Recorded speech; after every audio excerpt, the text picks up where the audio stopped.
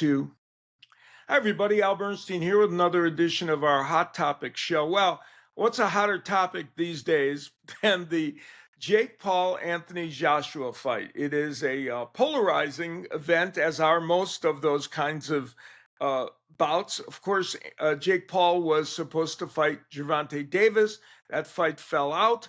And now, astonishingly, instead of fighting a lightweight, he's fighting a big heavyweight.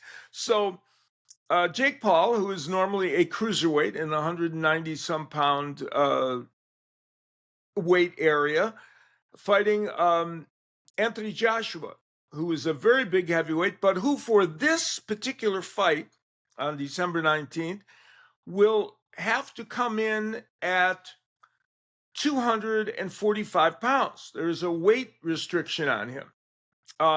So that was a kind of an accommodation to Paul because he's fighting not only a bigger man, but he's fighting a former heavyweight champion. Most people are like me, are kind of trying to get a handle on all of this. It's unique. Jake Paul's a unicorn in the world of boxing, to be sure.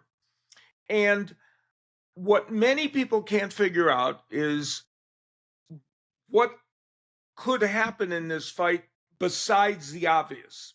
Obviously, most people would look at this at face value and rightly probably decide that if Anthony Joshua puts his full effort into this and trains even a moderate amount for it, he would be able to probably stop Jake Paul at some point, probably fairly soon in the fight.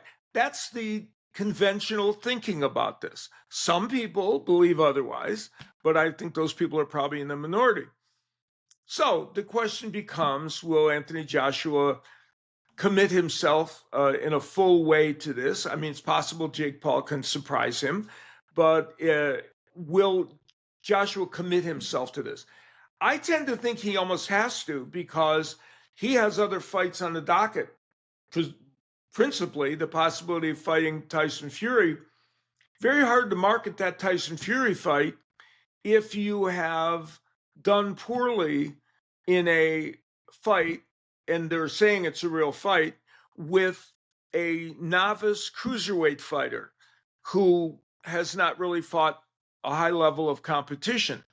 If he's forced to go 8 rounds with Jake Paul, or God forbid, from his standpoint, would lose a decision or get knocked out or any possibility, that would really put a damper on other important fights that he might want to make still.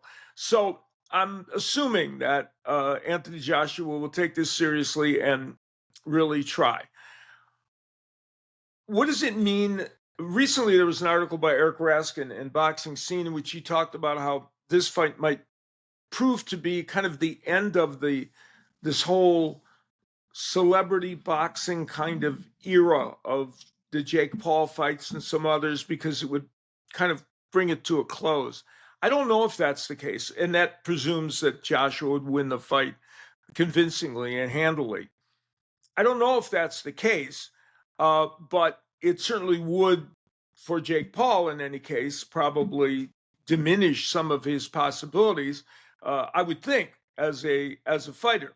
Now, Jake Paul's an interesting guy because his role in boxing is not just the cruiserweight novice who, because of his social media presence, makes big boxing matches that create commerce.